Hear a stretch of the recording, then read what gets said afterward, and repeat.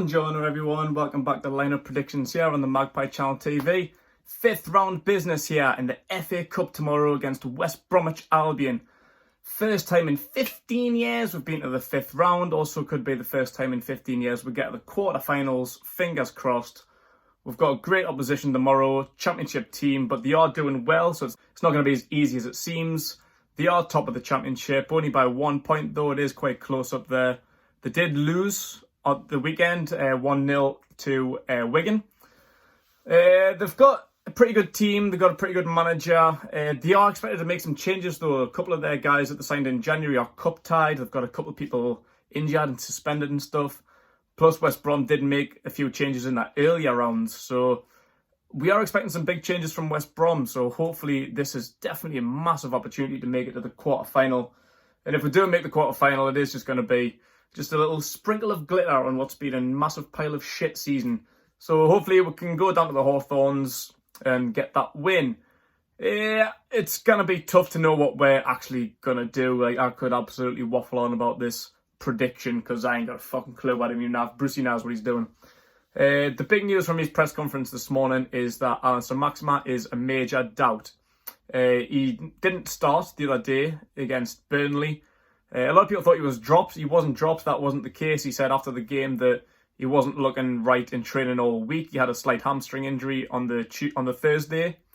And he said now that yesterday, which was Sunday, his hamstring was playing up and he also had a bit of a bad back as well. So not good news on the Saint-Maximin front. I would have loved to have seen him. I think he would have been the difference against Burnley. I think we really missed that injection of pace down the wing. But it may be, it may not. We've just got to see how he gets on today and tomorrow and just wait and see. Valentino Lazaro is available. His suspension's over. It wasn't mentioned in the press conference, but I've just seen, as I was just about to start filming there, I like to check up on some sources, and one fairly credible source did say that with one eye on Southampton at the weekend, Dwight Gale, John Joe Shelvey and Alan Saint-Maximin could drop out of the starting 11, and it's unclear whether they will or won't make the bench. So I've made a couple of slight alterations, but just before filming there, I did have a minor difference, but like this is why it's so tough. I think I've said pretty much since December when we've had loads of injuries, doing this has been a lot harder. And now players are coming back. Brucey's tampering with formations, players in different roles. It is really hard to do this. So I'm just going to make the best out of what I can. And I'll show you what I've come up with. He did mention that he's got a couple of things up his sleeve, formation-wise. It's always nice to have a few formations up your sleeve, just in case. That's wicked, Brucey. It's fucking March, though. You've only changed it once. Well, you did against Leicester back in November or whatever, and we got smashed 5-0, like. But yeah, of course it's nice to have some changes. But I don't think you'll get a little bit too adventurous, which is why I think you'll stick with a 4-2-3-1 formation that will play on Saturday against Burnley. And I'll show you who I think might make the team. I think Darlow will start with Dubravka on the bench. Darlow started the last few games in the FA Cup and played pretty well. He hasn't really disappointed in any of the games. I don't think he deserves to be dropped. I think he's a great goalkeeper. He's a fantastic number 2, particularly in FA Cup games. I think if he moved to a championship team in the summer, obviously his contract's out, he'd be a great championship goalkeeper. Even the likes of Aston Villa were after his signature in January there before they brought in Pepe Reina. So yeah, I wouldn't mind seeing Darlow. In the previous few FA Cup games, though, Rob Elliott's been on the bench. Dubravka's been left out of the squad completely.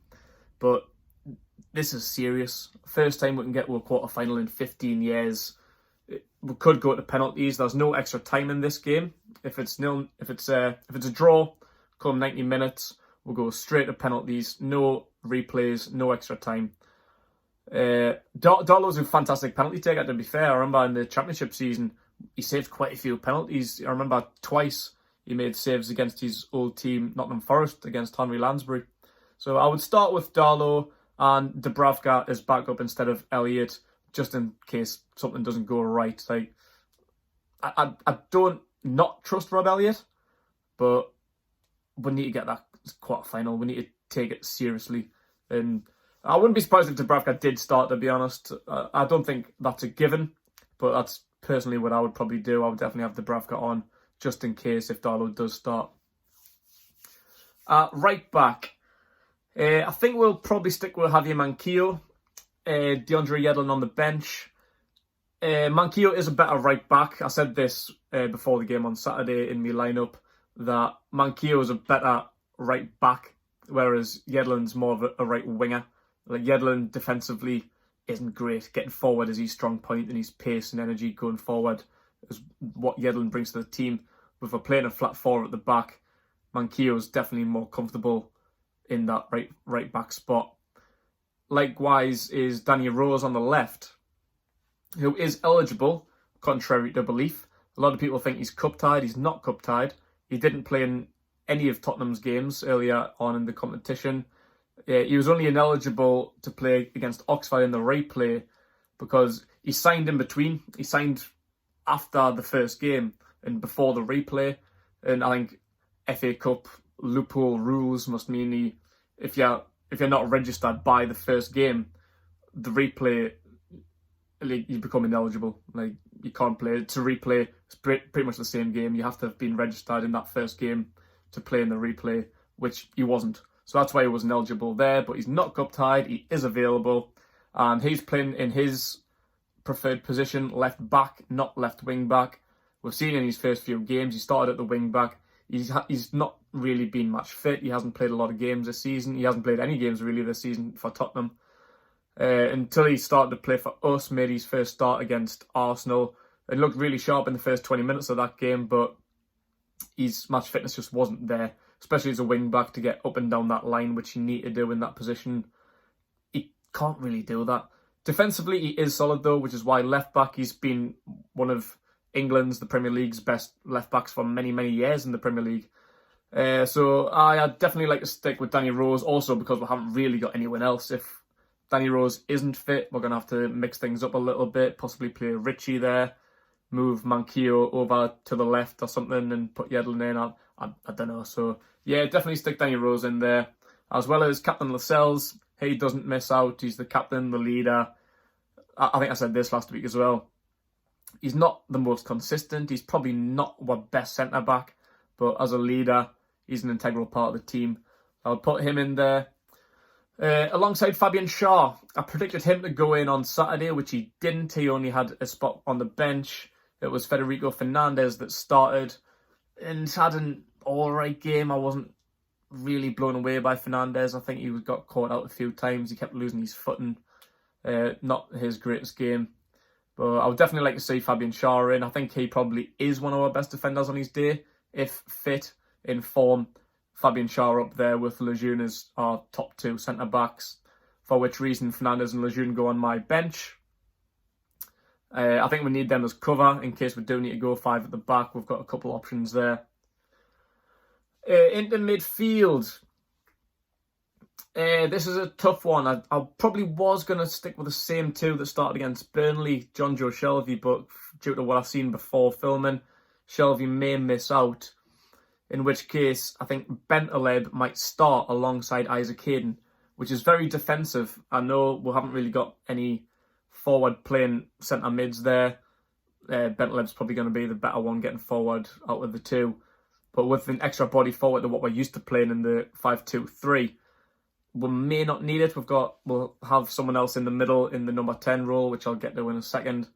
So I think if them two can help cover that back four, whether it's Schär or Fernandez or Lejeune, I think the back four does need protected a little bit more. Obviously, we're used to playing five at the back, so we're one short there. So protecting that back four could be crucial. We can't underestimate West Brom. They are a good team. So I would definitely protect that back four with them too. On the bench, the other two centre mids available, bar Shelvey, Sean Longstaff and Matty Longstaff. It's mad that we've got five centre mids available. We haven't really had this all season. Like, at least one of them's been injured or suspended or something. Obviously, Key was in before January. He never really got any game time. He was constantly injured. I would like to see Matty Longstaff at least back in the squad. He missed out the other day, and I'm getting worried. Like, a few times since Bentaleb's come in, Matty Longstaff hasn't even made the squad. I think on his day he could probably be our best centre mid alongside Isaac Hayden. But with that contract running out, it's getting squeaky bum time. Like, I need to see Matty Longstaff in that squad a little bit more. Sean Longstaff's been improving a little bit lately. I think the game last week was at Crystal Palace, he was a bit shite, but a few games before that he was decent. Had to settle for a spot on the bench at the weekend. So they could be two impact subs, particularly Matty if we need to change up a little bit. I will leave Shelvey out, like I said before, with one eye on Southampton. I think a few more changes might be made to what I'm saying here, because we have got a massive game on Saturday coming up, away to Southampton. We're going all the way down to Birmingham. It's a bit of a trek on the Tuesday. 4 days later, we're going even further down to the south coast to play Southampton. Massive games. I think it depends what Brucey prioritises, both in terms of competition and his players. So I think he might make a few more changes tomorrow against West Brom and prioritise a little bit more towards the Premier League. I'm not sure. But he has said since day one, he's going to take the cup seriously. He's going to play the strongest team he has available to him. So there might only be a couple rested. Shelvey may be one, may not be. I would probably like to see him start. But if there's a little niggle there, a little bit of a doubt, just leave him out. Like I say, we've got 4 others available there. Bentleb, Hayden, Sean Longstaff and Matty Longstaff. So it's not vital that Shelvey plays this game if he's going to make an impact against Southampton. So going forward there, on the right-hand side, I would like to see Valentino Lazaro.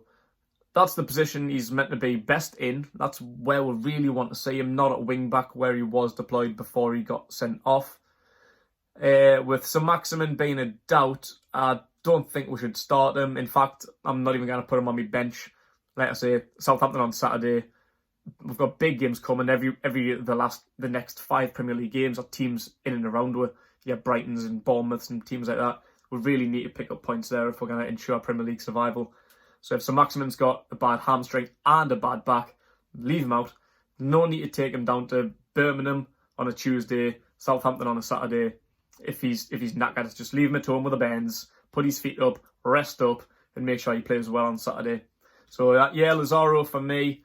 We want to see him there. We want to see what he's like going forward. We've seen him at wing back where he got caught out a little bit. I don't think that's his best position. So if we don't have to play him there, great. I think he was played there because Manquillo wasn't back then. But now he can play in his preferred position, further forward. And like I said before about missing Sir Maximin on Saturday, we needed that pace. Like, we counter-attacked so many times, but got caught out. Like, we just needed that injection of pace. Almiron down the middle, who I'll stick with. Like, he was the only one that was really pushing forward and no one else could really keep up with him. Like, Sir Maximin would have been crucial in that counter-attacking sense. And we could have nicked a winner there. So Lazaro, he's got that pace. Who can link up well. Almiron in the middle, like I say. Quick, going for it. Had a really good game on Saturday. But I think he was neglected a little bit. He was like a one-man army out there. So I definitely like to see Almiron stick in the number 10 role, which is his preferred position, which was weird. There was quite a few players on Saturday actually playing in the positions that they were meant to play in and had really good games, which is weird, that, innit, Brucey? Playing Almiron as a number 10, Joe Linton on the left. Who else did we have? We had Manquillo right back, Rose left back, Richie further forward in midfield, who I'll stick with because that is his position. He played more right-hand side on Saturday, but with the absence of Sir Maximin this week and potentially Gale, I'll stick with Richie, put him on the left-hand side, and Joe Linton up top. Big number 9 back in his striker's role. I was going to say preferred role, but it's not. I just said left as his preferred role, but we've got players missing. I said Gale may be out. I'll put him on the bench. Yeah, Gale can be an impact sub off the bench. Played for West Brom last season, scored 20-odd goals in the Championship. He knows the stadium, he knows the fans, he knows the players. He's a fantastic Championship player, Dwight Gale. But if Brucey sees bigger things for him at the weekend, or he might have picked up a little niggle, I don't know, then just leave him out. It's fine. I think that starting 11 is more than good enough to go to West Brom and take a result, even if it's on penalties. We don't want to see that. We don't want that pressure. But I definitely think that team can win. There's another couple missing out there as well. We've got Atsu, Shelby, Saint-Maximin and Muto as well. Muto's fit now. He could be used as an option, but he didn't get a game on Saturday. We didn't have a striker on the bench for probably the 5th or 6th time this season, but Muto is fit. So I think that's quite clearly part of Brucey's plans, that Muto isn't the guy. If he's fit and we're not even gonna put a striker on the bench, then there's no point. Gale's definitely a better striker to come off the bench and make an impact, particularly against Championship opposition. I've seen a lot of people on social media call for Tom Allen to get a start. I think that's very unlikely.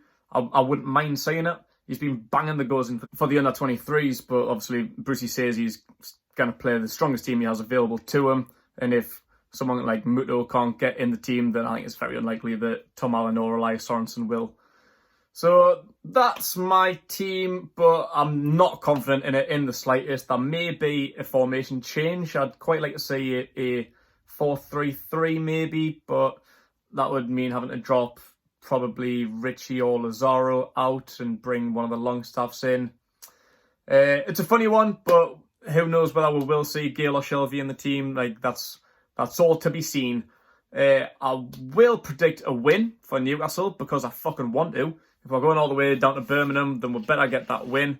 We will be there. Me and Big Renty will be there. Videos and all that to come. If you see it, come for a chat, jump on the fan cams and all of that. More the merrier. Always welcome. No scores from me, but a Newcastle win, done and dusted. Come back to Newcastle the following day with smiles on my faces, going to the quarterfinals for the first time in 15 years. Come on, up the fucking mags. Let me know what you guys think. Enjoy the game tomorrow and enjoy yourself.